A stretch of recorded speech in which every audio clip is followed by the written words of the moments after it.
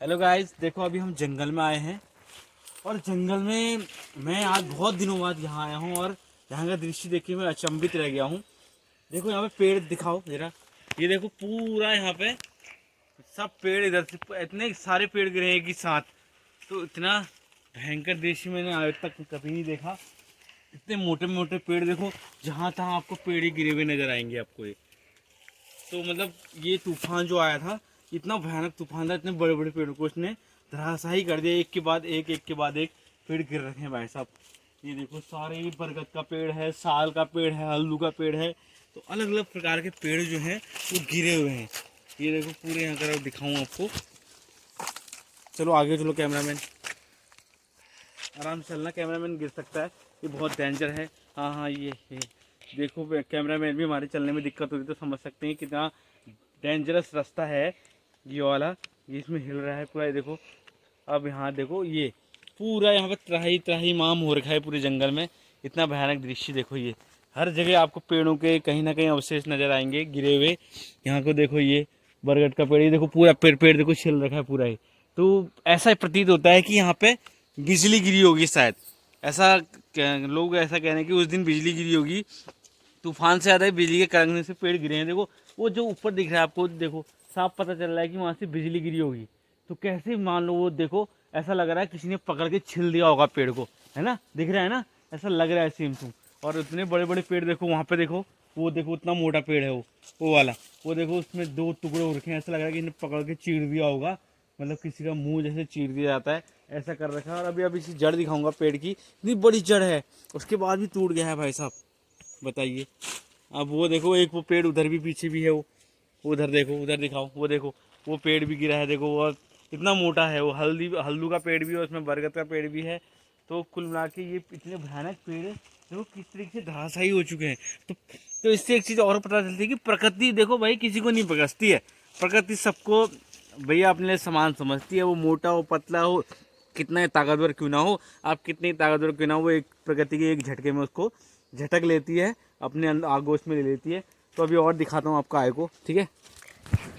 मैं था ऐसा कि मैं यहाँ पे आया था क्या बनाने के लिए, लकड़ी बनाने के लिए। जो पराल का लूटा है, पराल का लूटा हम जो धान होते हैं, धान का जो धान मारने के बाद मशीन में जो उसका पराली बचती है, वो पराल के लिए उसको रखने के लिए हमें लकड़ी का लंबा सा एक लकड़ी होती है जो सीधी सीधी ज़मीन में गाड़नी पड़ती है, उसमें पराल लगाना पड़ता है।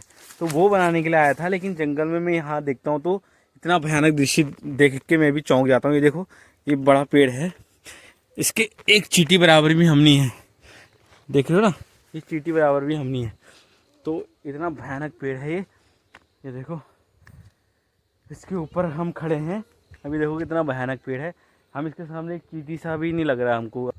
ये पूरा ऐसा कितना ऐसा लग रहा है कि इसने फर्श निकाल के रख दिया हो। ये दिखाऊँ आपको, ये देखो ऐसा लग रहा है जो किसी ने बिल्कुल सीधा फर्श, अभी ऊपर से दिखाऊंगा पैरेलल इसको, तो आप ये देख पाएंगे। देखो ये देखो ऐसे, देखो पूरे ऐसे प्लेन ज़मीन दिखेगी आपको। ये देखो ये पेड़ भी इसमें लगे हुए हैं अभी ऐसी। और आप ये देखो, आप कह सकते हो इसको, बिल्कुल नहीं कह सकते हो ये, ठीक है। ये देखो आप कह नहीं सकते हो कि ये पेड़ ज़मीन में गिरा हुआ है, क्योंकि इसमें जो मट्टी है जो पूरा ये साथ में लेके आया है।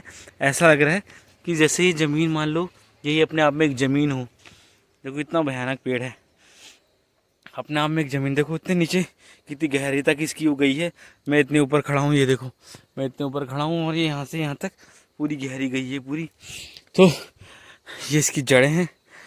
तो कितनी भयंकर यहाँ पे त्राहिमाम हुआ होगा, कितना भयंकर यहाँ पे वो बिजली गिरी होगी, या फिर कह सकते हैं तूफान। कुछ कंफर्मेशन नहीं है इस बार में तूफान ही आया है क्या हुआ है, लेकिन ये जो भी हुआ है बड़ा भयानक हुआ है। तो इसने एक के साथ अपने कितने पेड़ों को आगोश में ले लिया है। ऊपर भी अभी इसके अवशेष कुछ अटके पड़े हैं। ऊपर वाला पेड़ भी अगर ये ज़्यादा अगर प्रेशर के यहाँ गिरता, शायद ये वाला पेड़ भी गिर जाता। अब ये पेड़ गिरने का एक कारण और भी है कि इसकी मूसलाधार जो जड़ है वो कमज़ोर थी।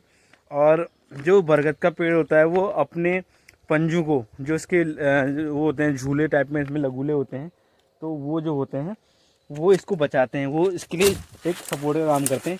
ये इस टाइप में ये जो हो रहे हैं यहाँ पे, तो इसके जो लगूले कहते हैं उसको, या झूला, हम इसमें झूला भी झूलते हैं। तो इतना भयानक पेड़ है देखो ये। तो ये इसमें झूला भी होता है। वो झूला जो होता है वो इसके पेड़ के लिए एक बुनियाद का काम करता है, एक सपोर्ट का काम करता है, पिलियर का काम करता है। शायद वो लगूले तो मेरे ख्याल से लग रहा है टूट गए हैं सारे, दिखाई नहीं दे रहे कहीं भी। दिख रहे हैं जान भी कहीं? कहाँ गए होंगे यार वो लगूले सारे? ये है तो आपको दिखाऊं, ये दब गया है नीचे।